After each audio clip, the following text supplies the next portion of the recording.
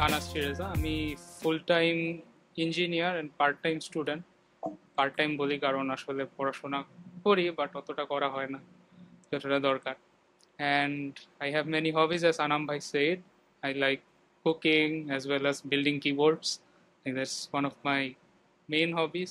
Also আমার perfume collect করতে ভালো লাগে। আচ্ছা খান, তুমি তো পড়াশোনা করতেছো নর্থ সাউথ ইউনিভার্সিটিতে, রাইট? তো জি তোমার ভাই। এডুকেশন লাইফটা কিরকম? তুমি কম্পিউটার সায়েন্সে পড়তেছো, রাইট? জি তাই তো? ভাই। আচ্ছা, এর মধ্যে একটা ইন্টারেস্টিং কাহিনী আছে। আমি যখন খানকে হায়ার করি তখন আমাদের সিইও কে আমি বলতেছিলাম যে এই ছেলে তো এখন এইচএসসি প্রায় শেষ করতেছে, ও তো কয়েকদিন পরে কোচিং নিয়ে বিজি হয়ে যাবে, ভর্তি কোচিং নিয়ে, ও তো থাকবে না। তো পরে দেখি ও ডিরেক্টলি কোনো সরকারি ইউনিভার্সিটিতে ট্রাই না করে সরাসরি ভর্তি হয়ে গেছে নর্থ সাউথ ইউনিভার্সিটিতে। আমিও সরাসরি ভর্তি হয়েছিলাম, কিন্তু আমার কারণ ছিল হচ্ছে আমার সিজিপি এতই বাজে যে আমাকে আসলে অন্য কেউ নিত না। তো খান, তোমার তো রেজাল্ট অনেক ভালো ছিল এসএসসি এইচএসসি তে। তুমি কেন ডিসাইড করলা যে একেবারে কোনো ভর্তি পরীক্ষা না দিয়ে সরাসরি নর্থ সাউথে ভর্তি হয়ে যাবা? অ্যান্ড প্লাস এইটাও জানতে চাই যে সিইসি কেন? ওয়েল, আমি যখন এইচএসসি শেষ করলাম তখন যেহেতু জেলফে ঢুকছি, সো আমার মনে হলো যে জবটা স্টেবল আছে, আর্ন করতেছি, অ্যান্ড আমার এক কাইন্ড অফ প্যাশন। সো যদি আমি পাবলিকে যাই, যেটা আমি জানি যে পাবলিকে গেলে আর কি মানে স্কেজিউলটা খুবই টাফ থাকে, ধরা বাঁধা স্কেজিউল। সো নর্থ সাউথে আমি যেটা, নর্থ সাউথ বা অন্য প্রাইভেট যেটা আমার আর কি যেটা ভালো লাগছে সেটা হচ্ছে আমি আমার স্কেজিউলটা নিজের মতো করে চুজ করতে পারবো। সো এটা আর কি ইন্টারেস্টিং লাগছে। কিন্তু পাবলিকে ইচ্ছা ছিল না এমন না, বাট চেষ্টাও করছি। জাস্ট ভর্তি পরীক্ষার দিন সময় মতো ঘুম থেকে উঠতে পারিনি, এই আর কি। আর হচ্ছে সিএসসি কেন, কারণ ছোটবেলা থেকে কম্পিউটারের সাথে আর কি বড় হওয়া আর কি, কোডিং শিখেছি ছোটবেলা থেকেই আর কি। সো মনে হইলো যে আচ্ছা এই সাবজেক্টটা পড়লে হয়তো আমার পড়াশোনা কম করতে হবে, কিন্তু আসলে জিনিসটা টোটালি উল্টা হচ্ছে। তোমার কি কখনো খারাপ লাগে নাই যে পাবলিকে পড়লা না, বা হয়তো পটেনশিয়াল ছিল, একটু চেষ্টা করলে পাবলিকে করতে পারতাম, এরকম কখনো মনে হয়েছে কি? যেটা সবার থেকে আর কি একটা পিয়ার প্রেশার থাকে, আমার আর কি ওরকম কিছু ছিল না যে ফ্যামিলি থেকে বলতে যাও পাবলিকে যাক, পড়ো, না আলহামদুলিল্লাহ। পড়লে ঝামেলা। প্রথম দিকে হয়তো একটু মনে হয়েছিল যে আচ্ছা পড়লে হয়তো ভালো হতো, আরো বেটার এডুকেশন পেতাম। হ্যাঁ, পরে সবার থেকে শুনে মনে হলো না, আমি যেখানে আছি ভালোই আছি। যেটা বলতেছিলা যে অনেকদিন ছোটবেলা থেকে কম্পিউটার সায়েন্স, মানে কম্পিউটার নিয়ে বড় হয়েছো, বাট কম্পিউটার সায়েন্সে এসে জিনিসটা ডিফারেন্ট, এটা কেন মনে হয়েছে? আমরা যখন আর কি কোড শিখি দেখা যায় যে প্রজেক্ট বেসিসে শিখতেছে, একটা জিনিস বানাচ্ছি। মানে অ্যান্ড নিড বেসিসে হ্যাঁ, যতটুকু নিড লাগতেছে বেসিসে ততটুকু যতটুকু শিখতেছে। লাগে ততটুকু বানাচ্ছি। যেমন যখন আমরা শিখি, ইউটিউব দেখেই বেশিরভাগ মানুষ শিখে একটা জিনিস বানাইতে দেয়, একটা টু ডু লিস্ট বানাতে দেয় বা হচ্ছে একটা ক্যালকুলেটর। কিন্তু আমি যখন ভার্সিটিতে স্টার্ট করলাম দেখলাম জিনিসটা আর কি কম্পিটিটিভ প্রোগ্রামিং এর দিকে বেশি ফোকাসড। প্রবলেম সলভিং, হ্যাঁ, তারপরে প্রবলেম সলভিং এ অ্যালগরিদম। বেশি ফোকাসড। আর একই সাথে আরো অনেক সাবজেক্ট আছে যেগুলো আর কি মনে হয় যে ইউজফুল, বাট আসলে ইউজফুল না। যেমন আমার যেমন হচ্ছে পলিটিক্যাল সায়েন্স পড়তে হয়েছে, শর্টস ফায়ার্ড। সোশ্যালজি পড়তে হয়েছে, আর এইগুলো আমার সিজি আর কি আরো খারাপের দিকে নিয়ে যাইতেছে। জিডির জন্য। হ্যাঁ। রাইট, আমার অবশ্য এরকম মনে হয় যে এই সাবজেক্টগুলা কমন সেন্সের মধ্যে পড়ে। নো অফেন্স টু পিপল যারা পলিটিক্যাল সায়েন্স পড়তেছে। তুমি তো ফুল টাইম জবও করতেছো, রাইট? ফুল টাইম জব করতেছো মানে আমার সাথেই করতেছো। তো জি ভাই। মানে how is your job life, মানে কেমনে কি? জব লাইফ আমার হচ্ছে টিমে কাজ করার মধ্যে one of the best experience হচ্ছে জেলফে। এর আগেও করছি, বাট ফরেন টিম, সো তেমন একটা বন্ড ছিল না। তো জেলফে যেটা মনে হলো যে সবার মধ্যে বন্ডটা অনেক ভালো, মানে কাজ করে একটা আলাদা মজা আছে, যেটা আর কি কর্পোরেট লাইফে ক্লিশে শোনায় যে আমরা একটা ফ্যামিলি, বাট জেলফে অ্যাকচুয়ালি সবাই ফ্যামিলি। সো কাজ করতেও ইজি, অ্যান্ড কাজে প্রেশার থাকে, এটা সব জায়গায় থাকবে। আর তার পাশাপাশি যেহেতু সবাই সাপোর্ট করে একই সাথে, মানে কেউ প্রবলেমে পড়লে আরেকজন হেল্প করেন, আপনি হেল্প করেন, বা আরো অন্য টিমমেটরা হেল্প করে। তো সেই ক্ষেত্রে কাজের প্রেশারটা অতটা থাকে না, জাস্ট মানে কিছু টাস্কে যখন আটকে যায় একটু প্যারা খাওয়া আমি ওর লাগে। বস তো এই জন্য ভালো ভালো কথা বলতেছে। আমাদের কাজের প্রেশার নিয়ে বলি, আমরা এই ঈদের হলিডের ভিতরে হঠাৎ করে আমাদের সার্ভার হুট করে ডাউন সকাল থেকে। ইনফ্যাক্ট আমরা কোনো কিছু ডিপ্লয় করিনি, কিচ্ছু করিনি, দেখা গেছে ডাউন।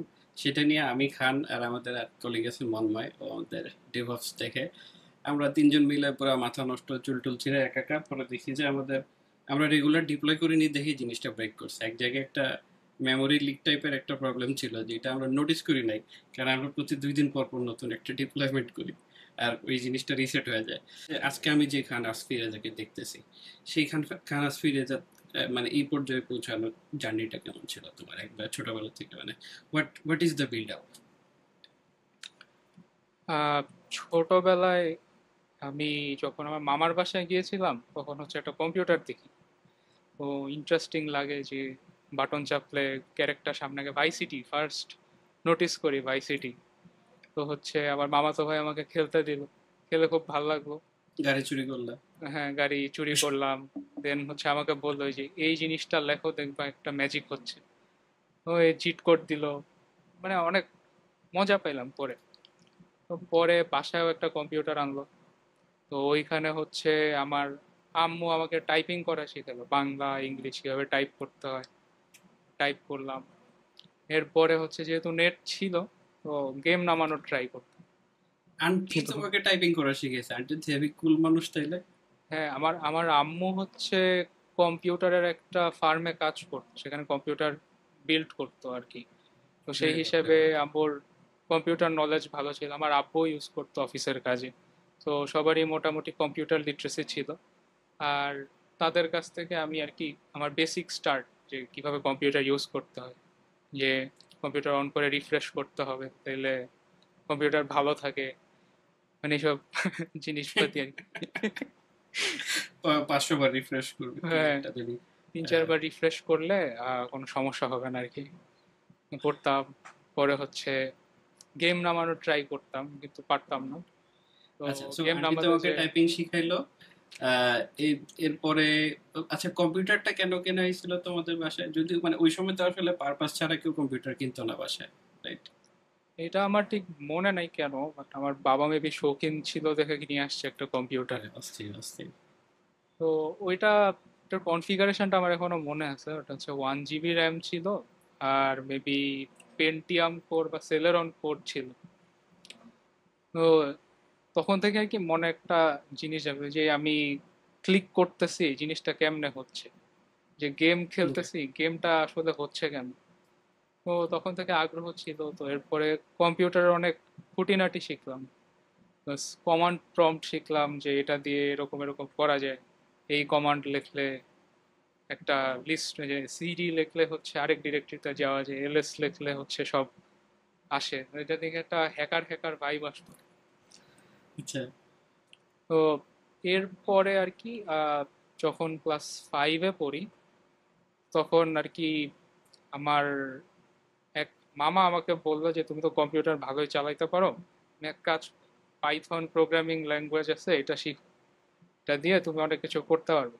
আবার একই সাথে হচ্ছে লিনাক্স সম্পর্কে জ্ঞান দিল, যে উইন্ডোজ এরকম পার্টিশন সিস্টেম থাকে, লিনাক্সে এত সুবিধা, আহ, কোনো পার্টিশন নেই, ইউজ করো। তো তখন বাসায় যেয়ে আর কি একটু চেষ্টা করলাম, ডাউনলোড করলাম পাইথন। তখন ইউটিউবে ফার্স্ট যে ভিডিওটা পাইলাম, এক লোক শিখাচ্ছে কোনো আইডি ছাড়া, নোটপ্যাডে লিখতেছি, সেভ করলাম, রান করলাম। সেই 2014-15 সালের দিকে আর কি। আচ্ছা। এরপরে যখন ক্লাস 6-এ উঠি তখন আমার ফ্রেন্ড দিদারও আমাকে বললো যে এই দেখো আমি একটা ওয়েবসাইট বানাইছি, ব্লগ স্পট। তখন ব্লগ স্পট মেবি ফেমাস ছিল, আমারও তো ওটা মনে গুগলের নাই, but blog blog spot, right? স্পটে হ্যাঁ। অনেক ফেমাস ছিল। তো তখন বললো যে এই যে এইভাবে ওয়েবসাইট বানাইতে কিন্তু এইচটিএমএল শিখতে হবে, সিএসএস শিখতে হবে। তো তখন এইচটিএমএল সিএসএসও শিখলাম। বাট মেইন যে জিনিসটা কি আমার, আমি কোনো কিছুতে ফোকাস করতাম না যে আমি এটাই শিখবো। আমি সবকিছু ট্রাই করতাম, ভিডিও এডিটিং থেকে শুরু করে ফটো এডিটিং, গেম বানানোর ট্রাই এটা করছি যেটা আমরা আই সবাই ফেল্ট। গিলটি মনে হয় এটাতে। হ্যাঁ, সবকিছু করতে ইচ্ছা করে। সবকিছু করতে ইচ্ছা করে। মানে তখন আর কি এজ অনুযায়ী ঠিকই আছে। আমি খুঁজে দেখতেছি যে আমার কি ভালো লাগে, কোনটা করলে সুবিধা। আচ্ছা। তো একই সাথে আবার আমার আপু হচ্ছে ভার্সিটিতে ভর্তি হয় কম্পিউটার সায়েন্সে। আপুর বই দেখে সি শেখা শুরু করলাম, কিন্তু একটু পর পর এরর খাইতাম, দেখে আর ভালো লাগতো না। তো কম্পিটিটিভ প্রোগ্রামিং এরও ট্রাই করছি, সেটাও হয় নাই। তো লাস্টে যে দেখলাম যে ওয়েব ডেভেলপমেন্ট করলে টাকাও কামানো যায়, আমি বললাম যে আচ্ছা এটা একটু শিখে দেখি, টাকা কামাই, একটা পিসি বিল্ড করব, গেম খেলবো। আমার মেইন টার্গেট হচ্ছে গেম খেলা আর কি। গেম খেলতে পারলেই আর কি আমার আহ, আমার কম্পিটিটিভ গেমও খেলতাম অনেক তখন আর কি, সিএসগো খেলতাম। আমার স্টিমে ঢুকলে দেখবেন 600 ঘন্টা গেম প্লে, 700 ঘন্টা গেম প্লে পড়ে আছে। তো তোর ফেভারিট গেম কি? ফেভারেট হবে মোস্ট প্রবাবলি জিটিএ সিরিজই ফেভারেট। জিটিএ মানে 5 ওইটি অ্যান্ড সবচেয়ে 4। বেশি খেলা হয়েছে? ওকে। ছোটবেলায় like এটা আমাদের কালচারের সাথে মেশা, ভাই সিটি, স্যান আন্দ্রেস। এরপরে বড় হয়ে আমার ফ্রেন্ডরা আমাকে বলতো সিএসগো খেলতে, সাথে খেলতাম। এখন ভ্যালোরেন্ট খেলি। তো আচ্ছা, মেইন যে স্টোরি সেটা হচ্ছে পরে ওয়েব ডেভেলপমেন্ট শিখলাম, এই যে জ্যাঙ্গো শিখলাম, লারাভেল একটু শিখছি, জাভাও ট্রাই করলাম, ভাল লাগে নাই। পরে রিয়্যাক্ট এসব শিখে বললাম যে আচ্ছা ফাইবারে তো নাম লেখাই, ফাইবার আপওয়ার্কে দেখি কাজ টাজ পাই কিনা। 2-3 হাজার টাকা পাইলেও ভালো, একটা র্যাম লাগাতে পারবো। আমার র্যাম তখন ছিল 4 জিবি, তো কোনো গেম ঠিক মতো চলতো না। তো মেইন টার্গেট ছিল আমার একটা র্যাম লাগবে। ফাইবারে নাম লেখাইলাম। আহ, প্রথম ফাইবার মেসেজ আসে যে এক লোক বিদেশে থাকে, ওর টাকা আটকে গেছে। এখন আমার ব্যাংক অ্যাকাউন্ট ডিটেলস দিতে সে আমাকে হচ্ছে টাকা পাঠাবে, যে নাইজেরিয়ান প্রিন্সের কাহিনী। তো এরপরে ভাবলাম যে এরকম ফাইবারেও প্রতারণা। এরকম ইয়ে ছিল? হ্যাঁ, ফাইবারে এরকম প্রচুর আছে, আমি 2-3 বার এরকম মেসেজ পাইছি যে না। তোমার কাছে টাকা পাঠাবো, তুমি তোমার ব্যাংক ডিটেলস দাও, আর এই জায়গায় কিছু টাকা আগে পাঠায় দাও, নাহলে ফান্ড আসবে না। আরে some kind of Nigerian prince scam আর কি। আমি অবাক হয়ে আমি এটা এর আগে কখনো শুনিনি, তোমার কাছে ফার্স্ট শুনলাম। ফাইবারে ফাইবারে প্রচুর স্ক্যাম হয়। আপনার কাজ দিয়ে কাজ নিয়ে পরে গোস্টিং করবে, অর্ডার ক্যান্সেল করে দেয়। এসক্রো নাই? ফাইবার আমি কখনো ফাইবার ইউজ করিনি। আছে, স্ক্রু আছে, আপনি যদি কমপ্লেন করেন তাহলে হচ্ছে আপনাকে রিফান্ড দিবে। আচ্ছা। আর আরো কিছু আর কি এরকম টাইপের স্ক্যাম হইলে রিপোর্ট করতে হবে। মানে আমি তখন আর কি একটু স্মার্ট যে আছে এটা স্ক্যাম, তো আর পরে কি কনভারসেশনে তাইলে জড়াই। টাকা কামাই করতে পারছিল ফাইবার থেকে? ফাইবারে যখন সাইন ইন করি তখন সে আমার এসএসসি শেষ।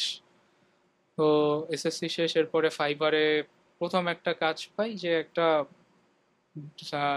মক আপ টাইপের কিছু একটা বানাই দিতে হবে, ওদের ওয়েবসাইট ইন্টিগ্রেট করবে, কিন্তু হচ্ছে ডেমো পারপোজ ওরা ইউজ করবে।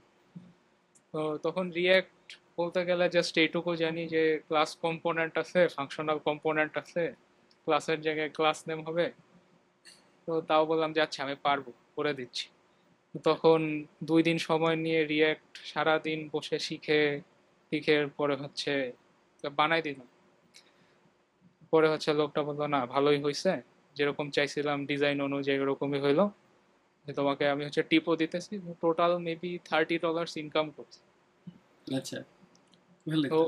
এটার পরে আবার একটা স্যাড স্টোরি আছে, হচ্ছে টাকা আমি পেওনিয়ারে নিলাম, পেওনিয়ারে নিয়ে আমি ভুল ব্যাংক ডিটেলস দিছি। তো ওই $30 আমার পুরোটাই গায়েব হয়ে গেছে। আরে, পরে পিওনিয়ারে রিচ আউট করে কোনো কাজ হয়নি? পরে অনেক দিন পর রিচ আউট করলাম, মনে হয় 6 মাস পর ওই টাকাটা ফেরত পাইছি। আচ্ছা, এখান 6 বা 3 মাস ফুল পর। টাইম জবের ট্রানজিশন কিভাবে করলা? তো এইভাবে পরে ফাইবারে আরো অনেক ক্লায়েন্টের সাথে কাজ করছি, 2-3 জন। এক আরব ভদ্রলোক হাবিবির সাথে, তারও কাজ ভালো লাগছে, সে আমাকে ফুল টাইম অফার করতে চাইছিল, যে আচ্ছা তোমার কাজ ভালো লাগছে, কিন্তু তোমাকে আমি বেতন দিব না, ফান্ডিং পাইলে পরে হুম, টাকা দিব। আচ্ছা। তারপরে মনে হলো যে এভাবে কাজ করে তো হবে না, সারাদিন খাটবো, পরে টাকা পাবো না। এরপরে এক ইজিপশিয়ান ভদ্রলোকের সাথে কথা হইলো, সে আমাকে একটা কাজ দিছে, যে তাকে একটা ওয়েবসাইট বানাই দিছে, কিন্তু ওরা কাজ করতেছে না। যে কাজ করে গেছে তাকে আর পাওয়া যাচ্ছে না। আর Cool story. হোস্টিং এরও ইস্যু, হোস্ট করছে কিন্তু গেটওয়ে এরর আসতেছে। এরপরে করে দিলাম। তো সেই লোকেরও কাজ ভালো লাগছে, এবার বললো যে আচ্ছা তুমি এক কাজ করো, আমার সাথে কাজ করো, আমার কাছে ক্লায়েন্টরা আসে, ওরা হচ্ছে আমাকে প্রজেক্ট দেয়, তুমি হচ্ছে সেই প্রজেক্টে ব্যাক এন্ড হিসেবে কাজ করো, আরেকজন ফ্রন্ট এন্ড আছে সে ফ্রন্ট এন্ড করবে আর ডিজাইন করবে। তো তখন মেবি পার মান্থ $800 $600 এরকম কিছু একটা অ্যামাউন্টে আমাকে হায়ার করে তখন। ফুল টাইম না, ঠিক পার্ট টাইম। আর যেহেতু তখন কোভিড ছিল, যে অনলাইন ক্লাস ছিল, তো আমার আর কি তেমন একটা ঝামেলা হতো না। ক্লাস করতাম অনলাইনে, দেন ক্লাস শেষে কাজ করতাম, ক্লাসের মাঝখানেও কাজ করতাম। এভাবে আর কি আমার ফুল টাইমটা স্টার্ট হয়। আর এরপরে জেলফে জয়েন করলে কতদিন পরে সেটা? জেলফে মেবি এর 2 বছর পরে জয়েন করছি। জেলফে আচ্ছা জয়েন করার তো অনেক বড় ইন্টারেস্টিং স্টোরি আছে। আচ্ছা, ওই যে বিদে বিদে যেটা হ্যাঁ, করছেন বিদে ওইটা। বিদে ভাই, আচ্ছা, একটু আমি তো শর্ট। ভয় পাইছিলাম। হ্যাঁ, ও ওই সময় অনেক মানুষকে রিচ আউট করছে। অ্যান্ড আমরা আসলে ভালো রিসার্চ খুঁজতে খুঁজতে হয়রান হয়ে তারপরে ফাইনালি মানে ইউ আর ভেরি লাকি যে খানকে আমরা পাইছি। ওই সময় হিডেন জেম ছিল। তা খান, তুমি একটু শর্টকাটে যদি বলতা তোমার পার্সপেক্টিভ থেকে স্টোরিটা। তো একদিন আর কি র্যান্ডমলি বসেছিলাম, একটা মেল পাইলাম যে জেলফ নামে একটা কোম্পানি থেকে আসছে। এর আগেও এরকম অনেক মেল আসতো যেগুলা বেশিরভাগই স্ক্যাম। পরে মেইলে ঢুকে দেখি যে আচ্ছা লিঙ্কডইন পেজ ঘুরে দেখি, একটু স্টক করে দেখি কোম্পানিটা কি। তখন ওয়েবসাইটটা সুন্দরই ছিল, মনে হলো যে আচ্ছা ওয়েবসাইটটা তো ভালো, লিঙ্কডইনে যায় দেখি। দেখি যে আমাকে মেইল পাঠাইছে সে হচ্ছে এমআইটি তে পড়ছে। তখন আমি আর কি অনেক কনফিউজ ছিলাম যে এটা কি আসল নাকি, ভাই একটা এমআইটির লোক কেন আমাকে হায়ার করবে, আমার জব এক্সপিরিয়েন্স খুবই কম। তারপরে দেখলাম কোম্পানিতে আনাম ভাই আছে, আনাম ভাইকে তো সবাই চিনে বাংলাদেশে। জাভা স্ক্রিপ্টের গ্রুপে ছিলাম, তখন দেখলাম যে ভাই প্রায় পোস্ট দেয়। আগে একটা ইউটিউব চ্যানেল ছিল মেবি আপনার। এখনো আছে ওইটা, ওইটাতে অনেকদিন কন্টেন্ট দেওয়া হয় না হ্যাঁ, আপনি আনফরচুনেটলি। কন্টেন্ট বানাতেন, ব্লগও করতেন আর কি। ব্লগ, নট হ্যাঁ, ব্লগ, ব্লগ করতেন। হ্যাঁ, কাজের তো চাপে সব বলে গেছি। তো এরপরে অ্যাপ্লাই করলাম। অ্যাপ্লাই করার পর প্রথমে আমাকে জিজ্ঞাসা করলো তুমি তো স্টুডেন্ট, কাজ করতে পারবা? বললাম যে এতদিন তো করছি, কোনো সমস্যা হয় নাই, ট্রাই করে দিই। আর একটা ছোটখাটো ইন্টারভিউ নিল, টেকনিক্যাল ইন্টারভিউ, যে এটা কেমনে কি করে, কি কি নলেজ, তোমার কি প্ল্যান। বললাম, বললো আচ্ছা ঠিক আছে তোমাকে একটা প্রজেক্ট দিই, প্রজেক্টটা করো। তো তখন জবলেস ছিলাম, তখন হচ্ছে আপওয়ার্কে মাঝে মধ্যে একটু $20-30 কাজ করতাম। আর তখন এমন ছিল যে একটু কাজ পাইলে ভালো হতো আমার জন্য। বসেছিলাম একদম এইচএসসি শেষের দিকে, পড়াশোনাও শেষ। তো হচ্ছে তখন প্রজেক্টটা করলাম, এত এক্সাইটেড ছিলাম যে 24 ঘন্টায় করে দিছি। হ্যাঁ, আমার খুশি মনে থেকে আছে। বলতেছিল যে যাক, কিরে ভাই কি কোথা থেকে মেরে দিছে নাকি? তা আমি যেটা করি না, এটা বলা যাবে না কি করি, তাহলে মানুষজনই ও না, আবার তো এখন আচ্ছা, এখন তো হ্যাকাথনে করি, এখন তো হ্যাকাথন দিয়ে সমস্যা করি। নেই। তা আমি যেটা করতাম সেটা হচ্ছে যে আমাদের যত প্রজেক্ট ছিল, বাই দ্য ওয়ে তোমার এই প্রজেক্টের যে প্রবলেমটা ছিল ওটা আমার সেট করা। আমাকে জিজ্ঞেস করছিল যে কি টেস্ট দেওয়া যায়, আমি একটা দিয়ে দিয়েছিলাম। তো আহ, যাই হোক, আমি যেটা করি সেটা হচ্ছে যে আমি কমিট হিস্ট্রি চেক করি সবসময়, যে কাজ করছে ঠিক আছে কিন্তু গিটের কমিট গুলা কিরকম, মানে এমন যদি হয় যে ইনিশিয়াল কমিট, ফাইনাল কমিট, মাঝখানে কিচ্ছু নাই, তাহলে বোঝা যাবে যে হ্যাঁ এর মধ্যে ঘাপলা আছে। কারণ যেই মানে প্রপার ডেভেলপার, আমি এমন কোনো মানুষ দেখি নাই যে গিট প্রপারলি ব্যবহার করে না। মানে এটা জাস্ট মাসল মেমোরির মতো হয়ে যায়। তো যেহেতু আমরা ইনিশিয়ালি বলে দিয়েছিলাম যে গিটে এই প্রজেক্ট আমরা ইয়ে করবো, গিট হাব থেকে দেখবো, তো এইটা একটা ভালো ইন্ডিকেটর ছিল। বাট খানের ওইটা ইমপ্রেসিভ ছিল। আমি যেটা অবাক হয়েছি যে কমিট মেসেজ গুলো খুব সুন্দর, খুবই ছোট ছোট, একটা পার্টিকুলার চেঞ্জ করে খুব সুন্দর করে কমিট করে। তো ওইটা একটা মানে খুবই পজিটিভ একটা ভাইব ছিল, কিন্তু আমি অবাক হয়ে গেছি যে ও 24 ঘন্টার মধ্যেই দিয়ে দিছে, যদিও টাইম অনেক বেশি দেওয়া ছিল। মানে এত এক্সাইটেড ছিলাম যে ভাবছি আচ্ছা কইরা ফেলি দেখি কি হয়। আরো মজার বিষয় হচ্ছে আমি বিদেকে মেল দিছি আমার তো প্রজেক্ট শেষ। ওরা বলছে তুমি কি প্রবলেম পুরাটা দেখছো, সব করছো? আমি বললাম যে হ্যাঁ আমি সাথে একটা ফ্রন্ট এন্ডও বানাই দিছি, একটু চেক করে দেখো, তোমার কষ্ট করে এপিআই কল করা লাগবে না। মেইনলি প্রজেক্টটা ছিল এপিআই রিলেটেড, এপিআই বানাইলেই হ্যাঁ। হতো। তোমাকে আমি বললাম যে ক্লায়েন্টও বানাই দিছে, তোমার কষ্ট করে এপিআই কল করা লাগবে না, তুমি এখানে চেক করে দেখো। ও হচ্ছে বললো আচ্ছা ঠিক আছে দেখতেছি। পরে ও আমাকে কতক্ষণ পর মেল দিয়ে বললো আরে চমৎকার, তোমাকেই তো এরপরে চাই। এরপরে তো আর পিছে ফিরে তাকাইতে হয় নাই। না, এরপরে আহ, যে পেপের সাথে ইন্টারভিউ ছিল, না আমাদের হ্যাঁ সিইও, ওই, ওর নাম হচ্ছে পেপ। হ্যাঁ ক্রিটিক্যাল থিঙ্কিং নিয়ে খুব অদ্ভুত অদ্ভুত প্রশ্ন করে ও, যে প্রশ্নগুলো করে ওগুলা আমি মাঝে মাঝে শুনি আর চিন্তা করি আমাকে এগুলো করলে আমি অ্যান্সার দিতে পারতাম না। আমার হচ্ছে মাথা দিয়ে ঘাম পড়তেছিল কোয়েশ্চেনের অ্যান্সার খুঁজতে যে। খান জয়েন করছিল যখন, ও আমাদের এখানে জয়েন করে হচ্ছে ব্যাক এন্ড ইঞ্জিনিয়ার হিসেবে। তো এখন ফাইনালি ওর পজিশন হচ্ছে ব্যাক এন্ডের লিড। তো ও আমাদের ব্যাক এন্ড টিমটা লিড করে, পাইথনে কোড করে। এবং আরেকটা ইন্টারেস্টিং জিনিস হচ্ছে ওর টিমে আরো দুইজন টিম মেম্বার আছে, এবং টিম মেম্বার দুইজন ওর থেকে বয়সে বড়। ও সব থেকে জুনিয়র কিন্তু ও টিমটা লিড করে। খুব ইন্টারেস্টিং জিনিস। তো এখানে একটা জিনিস ভালো, মানে আমাদের সিইও বলে যে আমরা মেরিটোক্রেসি সবসময় মেনটেন করি স্যার। এটা আসলে কার বয়স কত, কার এক্সপিরিয়েন্স কত দিনের, এর থেকে বেশি ইম্পর্টেন্ট হচ্ছে কার আসলে কোন কাজটা করার মেরিট বেশি।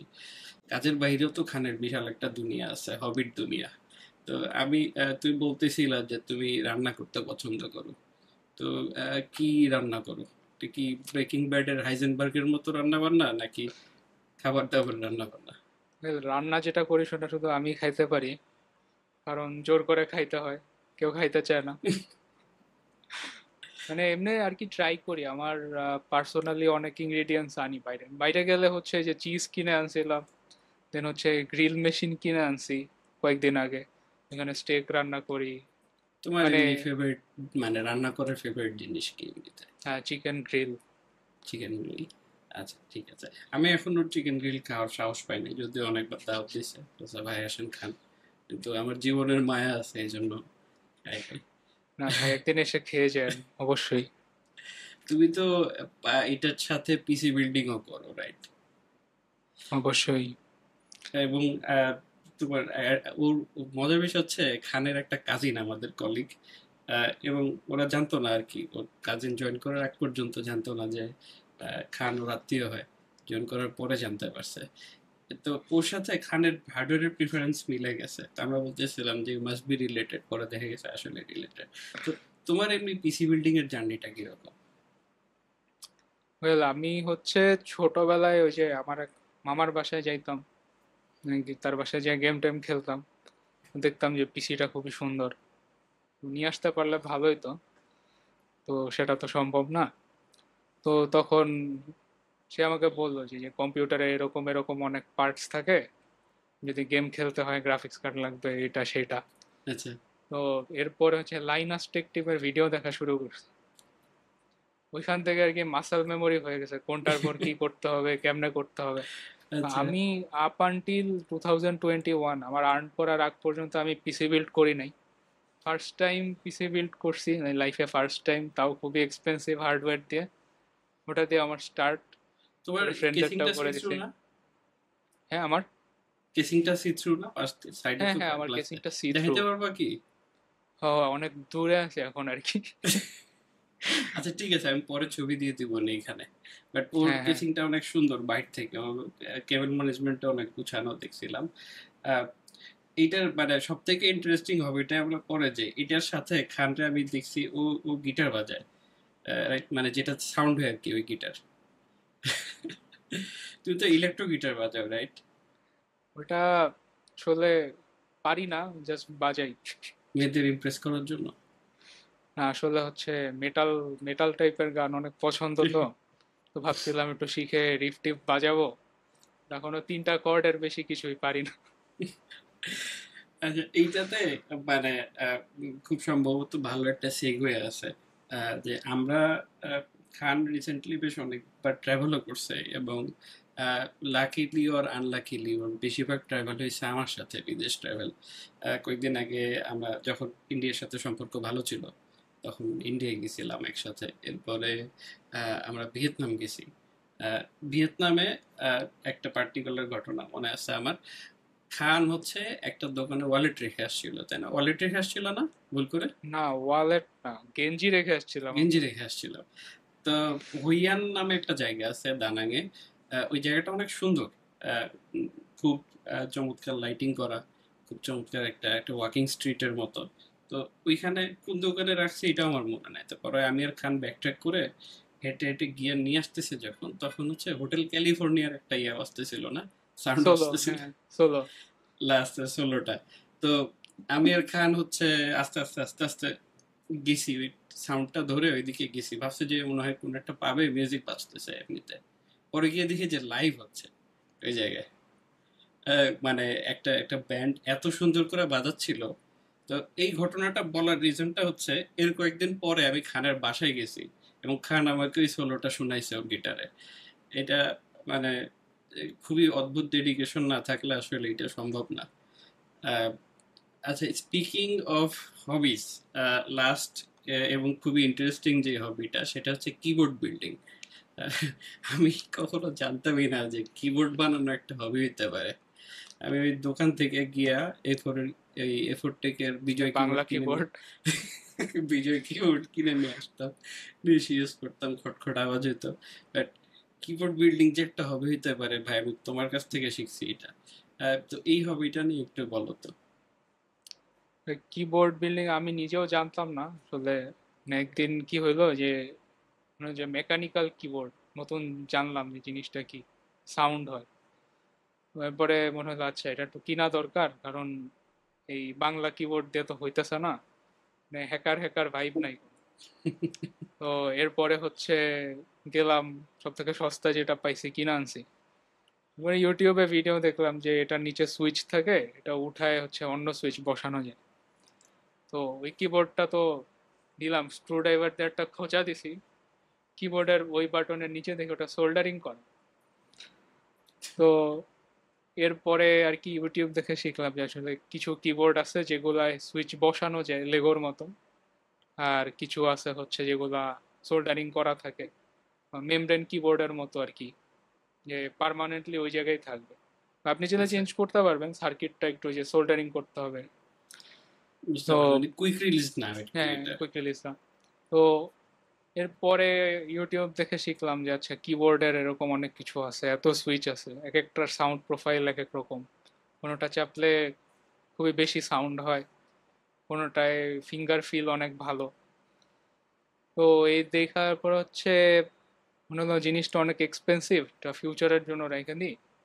পরে যখন টাকা পয়সা একটু হাতে আসলো, পরে হচ্ছে চেষ্টা করলাম যে আচ্ছা নিজে একটা কিবোর্ড বানায় দেখি। প্রথমটা ফেল ছিল, কারণ হচ্ছে আমি ঠিকমতো সুইচ লাগাই নাই আর মাদারবোর্ডের একটা অংশ ভেঙে ফেলছি। আচ্ছা, তো এরপরে কিছুদিন আগে হচ্ছে অনেক কষ্ট করে অনেক পিস টিস জোগাড় করে কিবোর্ড বানাইলাম ইয়োলো সুইচ দিয়ে। তারপরে হচ্ছে মানে আমারটা শুধু ইয়োলো সুইচ না, আর অনেকগুলো সুইচ মিক্স করা। তো এখন কিবোর্ডটা ভালোই চলতেছে। মানে এটার কি কোনো অ্যাডভান্টেজ আছে ধরো?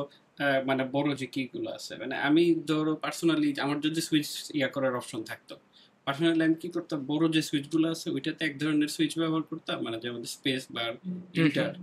তারপরে ছোট যে কি গুলো আছে ওইটাতে ধরো ডিফারেন্ট টাইপের, কারণ দুইটার তো আসলে দুইটা টেপার সিস্টেমটা আলাদা। হুম, এরকম কি হুম। আসলে কেউ করে নাকি এটা জাস্ট আমি নিজে ভাবতেছি? এটা অনেকে করে। ধরেন আপনার স্পেসের একটু ফিলটা ডিফারেন্ট দরকার, তখন আপনি যদি একটু হেভি সুইচ ইউজ করেন অন্য জায়গায় করতে পারেন। আপনার যদি আচ্ছা, থকি সাউন্ডের কোনো দরকার, যে এটা চাপলে এমন সাউন্ড হবে, তখন এই ক্ষেত্রে আপনার স্পেস বারের পাশে কিন্তু দুইটা জিনিস থাকে, একটা হচ্ছে স্টেবিলাইজার আর হচ্ছে মেইন সুইচ। স্টেবিলাইজারও আপনি চেঞ্জ করতে পারবেন। তো আপনি যেটা বললেন আর কি করা যাবে, এমন আছে করা যাবে না, করলে আর বুঝতে কি পারছি। এটা তোমার অনেকে তোমার করে। সামনে কি আছে কোনো বিল্ড করা কিবোর্ড? নিয়ে আসা লাগতো, আমি অন্য রুম। আচ্ছা, ঠিক আছে, সমস্যা নাই, এটারও ছবি দিয়ে দিবনি। আহ, তারা নাই। আরেকটা জিনিস, সেটা হচ্ছে এই কিবোর্ড বিল্ডিং এই মনে হইলো যে তোমার তো লুবের প্রতি একটা ভালোবাসা আছে। আমার মনে আছে যে একবার বলছিলাম যে আমি আহ, কত ঘন্টা ধরে জানি লুপ করছো কিবোর্ড। তো 6 ঘন্টা ধরে। হ্যাঁ, এইটার ইয়েটা কি, মানে কিবোর্ডের লুব্রিকেশন কেমন লাগতেছে? মেইনলি হচ্ছে সুইচের ভিতর তো একটা স্প্রিং থাকে, এটা তো জানেন। হ্যাঁ, হ্যাঁ। একটা স্প্রিং, তো ওই স্প্রিংটা হচ্ছে যখন আপনি চাপেন, স্প্রিংটা চাপলে হচ্ছে একটা সার্কিট কমপ্লিট হয় হুম, জিনিসের সাথে। আচ্ছা। তো ওই স্প্রিংটা যেন স্মুথলি নিচে যায়, তাহলে আপনি ওটা লুপ করলে জিনিসটা আরো স্মুথ হবে। দেন যেইখানে হচ্ছে আপনি ক্লিক করতেছেন, মানে যেটা অ্যাকচুয়ালি স্প্রিংটাকে নিচে নামাইতেছে, ওটাও যদি লুপ করেন তাইলে হচ্ছে ব্লু সুইচের ক্ষেত্রে যেটা হয় যে ক্লিকি সুইচ অনেক সাউন্ড হয়, সাউন্ডটা একটু কমে যায়। আর অন্য সুইচে হচ্ছে লুপ করলে মানে আরেকটু হেভি ফিল হয় বা থকি ফিল ফিল হয়। আচ্ছা, তো তোমার যেহেতু অনেকগুলো হবি আছে, ফুল টাইম একটা জব আছে, এর সাথে পড়াশোনা আছে, প্লাস হচ্ছে ফ্যামিলি রেসপন্সিবিলিটি আছে। তা আমি যদি একটা টিপিক্যাল দিন চিন্তা করি খানাস ফিরিজার, সেটা কিরকম ভাবে কাটে? সকালে স্টার্ট তো হয় সকাল থেকে। সকালে হচ্ছে ঘুম থেকে উঠি, যদি ভার্সিটি থাকে তাহলে ভার্সিটিতে যাই, থাকলেও মাঝে মধ্যে যাই না, ব্যাড হ্যাবিট। আগে তো নিজে ড্রাইভ করে যাইতা। হ্যাঁ, আগে ড্রাইভ করে যেতাম, এখন ঢাকার যে ট্রাফিক, আচ্ছা। সম্ভব না ড্রাইভ করা, মানে এমনিই স্ট্রেস থাকে, তার উপর ড্রাইভিং করলে মনে হয় যে সামনে মাইরা নি। আমি বলছিলাম না স্যার। হ্যাঁ, আনাম ভাই সবার আগে বলছিল যে তুমি এখন চালাচ্ছ, দেখবা কয়েকদিন পর ড্রাইভার লাগবে। ও আচ্ছা, পরে তো ইউনিভার্সিটিতে থাকলে এখন তো ড্রাইভার নিয়ে যায়, রাইট? হ্যাঁ হ্যাঁ, এখন নিয়ে আচ্ছা, যায়। এরপর আসার পরে? আসার পরে একটু হাত মুখ ধুই, খাই, পরে হচ্ছে একটু রেস্ট নিয়ে কাজে বসে পড়ি। যেহেতু জেলফে ওরকম ধরা বাঁধা টাইম স্কেজিউল নেই আমার জন্য আর কি, এটা আরো পারফেক্ট হয়েছে যে মানে আমার টানা 8 ঘন্টাই কাজ করতে হবে এমন না। এই সপ্তাহের কাজটা সপ্তাহের মধ্যে, মানে এক স্প্রিন্টের কাজটা এক স্প্রিন্টে শেষ হ্যাঁ, করলেই হয়। 8 ঘন্টার বদলে বারো হ্যাঁ চোদ্দ ঘন্টা আর কি কাজ করতে হয়, বেশি না। হ্যাঁ, সেটাই আর কি, 12 ঘন্টা, মাঝে মধ্যে 24 ঘন্টাও কাজ করতে হয়।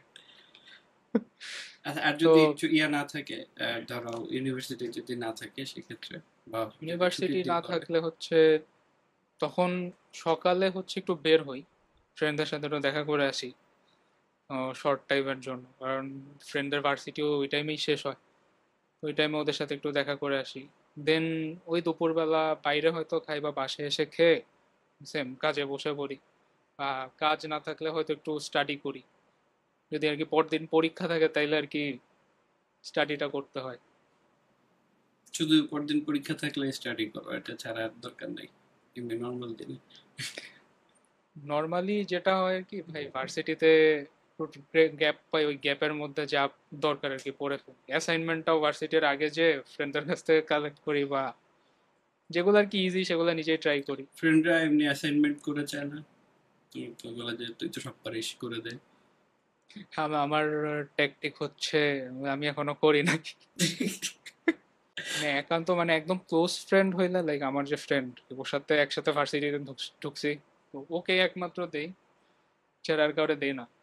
আর ওকে দিলেও হচ্ছে করি কি, চ্যাট জিপিটিতে বলি যে কোডটা একটু চেঞ্জ করে দাও, ভ্যারিয়েবলের নেম গুলা চেঞ্জ করে, এরপরে ওর কাছে দিই।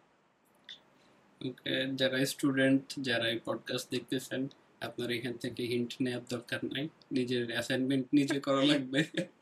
এই যে 2024-এর জুলাইতে, যখন জুলাই রেভলিউশন হলো, তখন তো তুমি আহ, মানে একটা টাইমে তো তোমাকে আমি জোর করে ইয়েতে পাঠিয়ে দিয়েছিলাম নেপালে, বিকজ আমাদের টিমের লোকজনের আসলে নেপালে, হ্যাঁ। আহ, হ্যাঁ, ইন্টারনেট ছিল না and কাজ করা লাগতো। তো যে কয়েকদিন ঢাকায় ছিলা, সেই কয়েকদিন তো তুমি প্রতিদিনই প্রায় রাস্তায় ছিলা। তো ওইটার এক্সপিরিয়েন্সটা কেমন ছিল?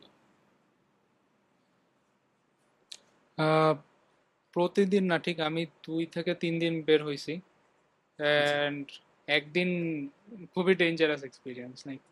আমি এক্সপেক্টও করি নাই যে আমার বাসার ঠিক কাছে টিয়ার সেল মারবে, পুলিশ এসে চার্জ করবে।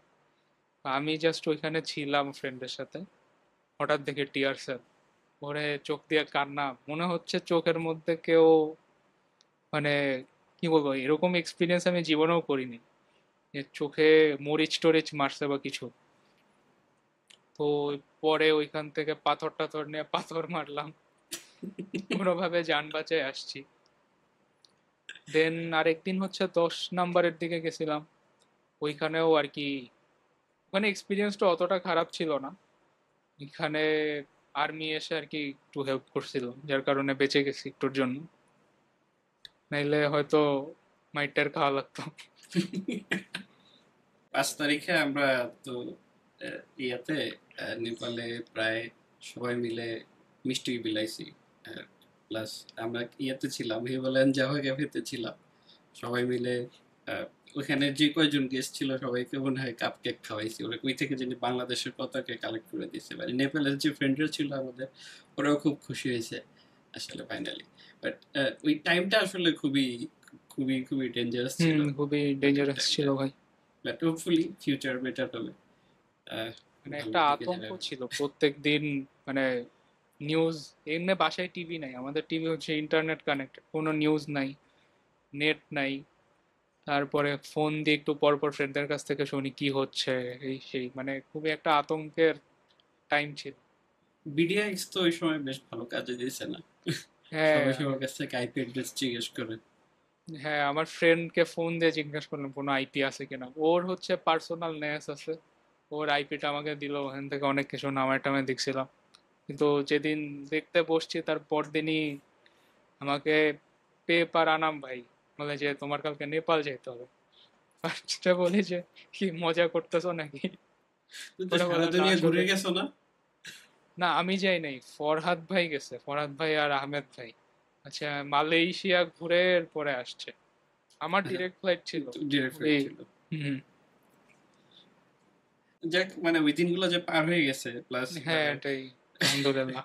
সেটাই, fully good days are head of us. আচ্ছা, স্পিকিং অফ গুড ডেজ এবং ফিউচার, তুমি ফিউচার প্ল্যান কি করো? মানে অনেক মানুষ আছে ফিউচার প্ল্যান করে না, but তোমার স্ট্র্যাটেজি কি ফিউচার নিয়ে? প্ল্যান করলে ধরো কত দিনের জন্য করো? আমি প্ল্যান করলে 3-4 ঘন্টারই প্ল্যান করি। কারণ আসলে মানে যেটা দেখা যায় আমার সবকিছুই আনসার্টেন, মানে এত কিছু একসাথে করতে হয় যেটা আপনি বললেন, সো সবকিছু আনসার্টেনই থাকে। তাও আমি চেষ্টা করি যে আচ্ছা কালকে কি করব না করব।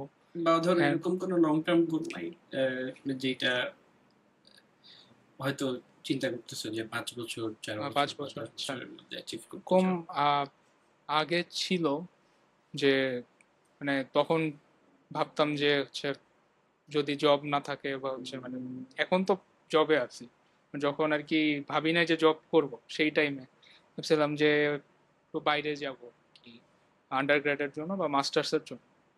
তো পরে যেহেতু জেলফে ঢুকছি, পরে আন্ডার গ্রেডের জন্য আর বাইরে যাওয়া হয়নি কোনো ভার্সিটিতে, মানে ওরকম ভাবে স্কলারশিপও পাই নাই যে যাব। আর সেইটাই এখন আর কি একটু নতুন ভাবে চিন্তা করতেছি যে জবের জন্য বা হচ্ছে মাস্টার্সের জন্য বাইরে গিয়ে কয়েকদিন একটু ঘুরে টুরে আসা, যেটাই একটু প্ল্যান রিসার্চ করো করা জেলফ আর কি। সাথে নিয়ে করো, জেলফ ছাড়ে যাওয়া যাবে না। হ্যাঁ এটা হলে তো ভালোই, যেমন ওই যে আমাদের আহমেদ ভাই। হ্যাঁ, ও তো মানে খুব প্রাউড করে ফেলছে সবাইকে আসলে ও। হ্যাঁ, মানে ওরকমই টার্গেট যে গেলে একবারে পড়াশোনা শেষ করে যদি কোনোভাবে যাওয়া যায় আর কি। আচ্ছা, নতুন কোনো হবি পিক করার ইচ্ছা নাই ফিউচারে? ফর নাও নাই, বাট আমার হচ্ছে প্ল্যান আছে সামনে যে ভার্সিটি যদি শেষ হয় তাহলে হচ্ছে ফিটনেসের দিকে একটু ফোকাস করব। আমার সাইকেল চালাতে আগে খুব ভালো লাগতো, তো তুমি তো ভাবতেছি একটা যে ওই সব যে কিছু মিলে। মোটরওয়ালা সাইকেল কিনছিলা না? হ্যাঁ আরে ভাই, ওইটা, এটা চালানো যে কি কষ্ট। ফ্যাট ফ্যাট চাকাওয়ালা একটা। ওটা তো হ্যাঁ, মনে হয় শুধু প্যাডেল অ্যাসিস্ট ছিল, তাই না? ফুললি তো ইয়া ছিল না। না ফুলি মোটর ছিল। ফুললি মোটরাইজ ছিল। মানে ধরেন motorcycle just 30 kilometre per আওয়ারে ক্যাপ করা। ও, আমি ওই হঠাৎ করে, এটা খুব ফানি একটা স্টোরি। খান আমাকে হঠাৎ করে বলতেছে, ভাই একটা সাইকেল কিনছি, বেশ বেশ অনেক টাকা দিয়ে। আমি ভাবছি মোটর সাইকেল কিনছে, পরে দেখি না সাইকেল। কি রে ভাই, এত টাকা দিয়ে মানুষ সাইকেল কিনে নাকি? সাইকেলটা অনেক কুল ছিল, এটা কি এখনো আছে? না ওইটা বেচেই তো গাড়ি কিনলাম। সাইকেল বেচে গাড়ি কিনছে, তাহলে চিন্তা করেন সাইকেল কিরকম এক্সপেন্সিভ ছিল। ওই সাইকেল বেচার একটা কাহিনী আছে, আমি হচ্ছে বেচছি যখন মানে কেউ কিনতে চায় নাই, পরে এক্সেলার দেখে পছন্দ করছে, পরে তার হাতে পায়ে ধরলাম, ভাই এটা নিয়ে যা।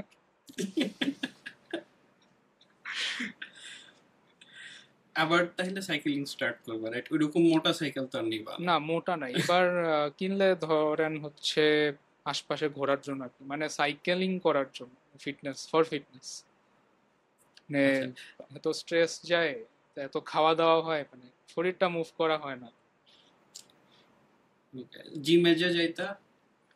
জিমে কয়েকদিন ধরে শিখ, এই যে দাঁতের সার্জারি করলাম, এটার জন্য যেতে পারতেছি না। দেন হচ্ছে পায়ে ইনজুরি ছিল, তো এই কারণেও জিমটা জিমটা দেখা যায় যে এত কাজের কারণে খুবই কম যাওয়া হয়। আমার জিম ট্রেনার আমাকে ডেইলি খোঁচায় কি, ভাই জিমে আসো না কেন, টাকা দাও, জিমে আসো না।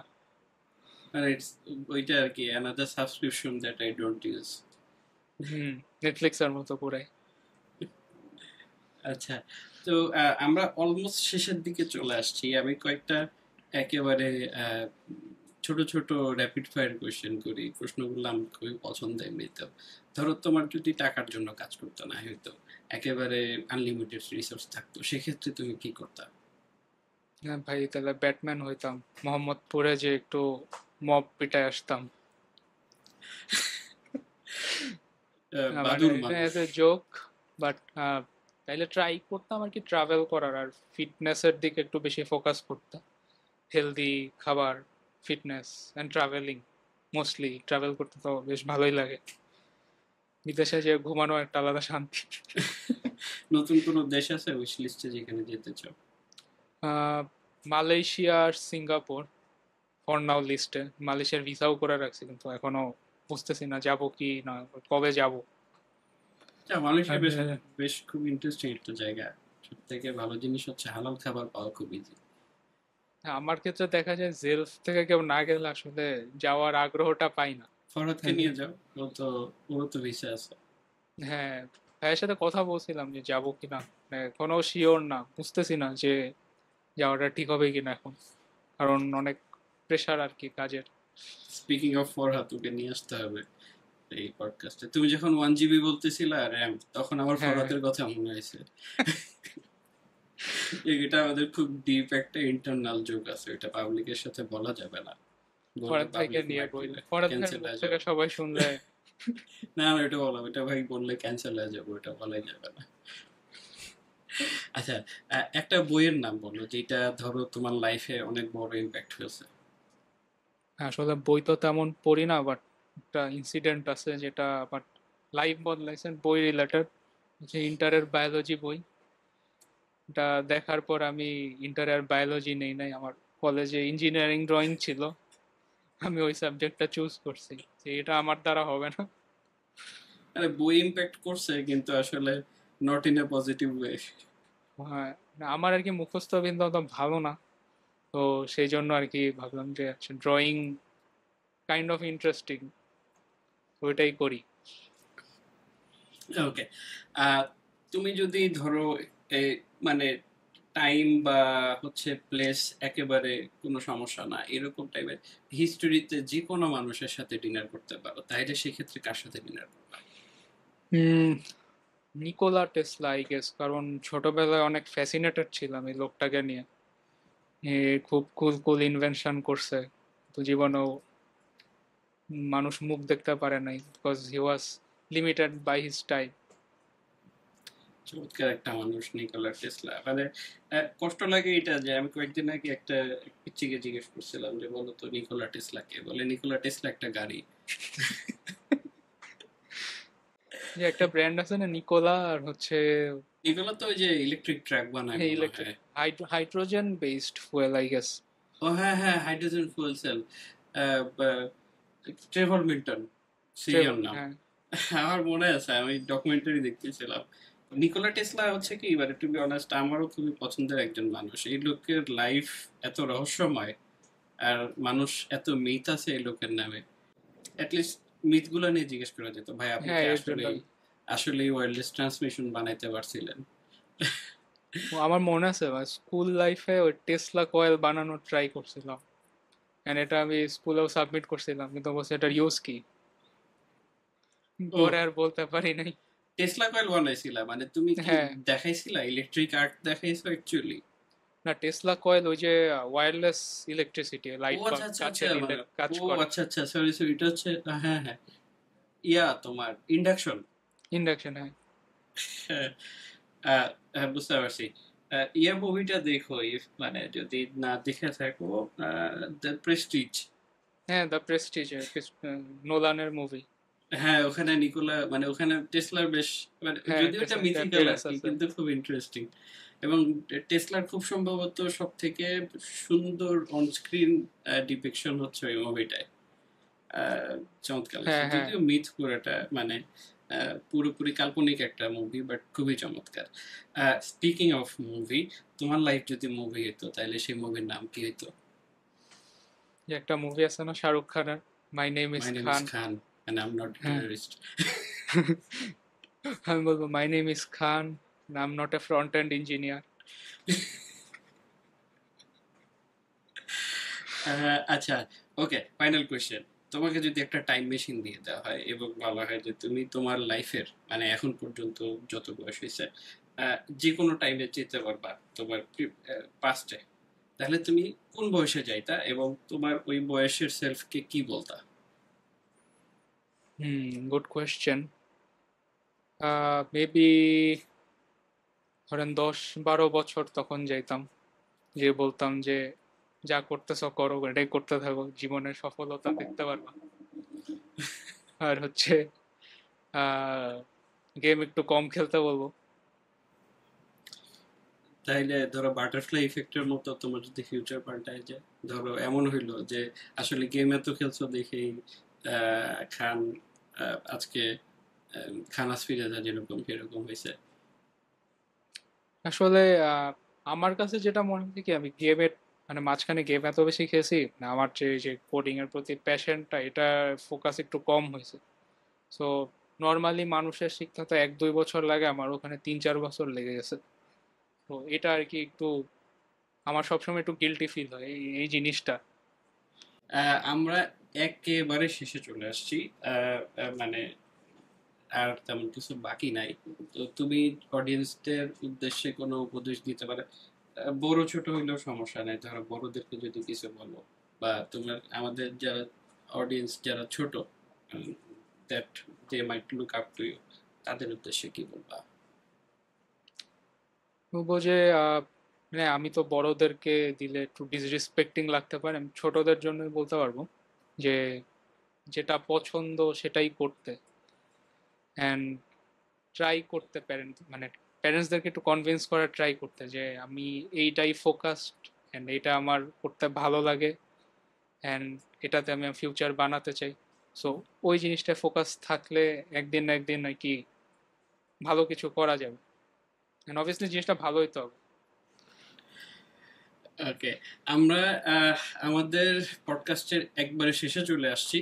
তো আপনার কাছে যদি আপনার নিজের বা আপনার পরিচিত কারোর যদি এরকম কোনো স্টোরি থাকে, খুবই ইন্টারেস্টিং স্টোরি যেটা পডকাস্টে এসে শেয়ার করার মতো, তাহলে নিচে কমেন্ট করে জানান।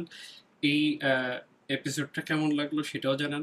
আহ, আমাকে যদি এনকারেজ করতে চান নতুন পর্ব আনার জন্য, তাহলে একটা লাইক দিতে পারেন এবং নতুন পর্ব পাওয়ার জন্য সাবস্ক্রাইব করতে পারেন। ওইটার পাশে অনেকটা ঘন্টা আছে, ওটা বাজাইলে আমি নতুন আপলোড যখন করব সেটার নোটিফিকেশন পেয়ে যাবেন।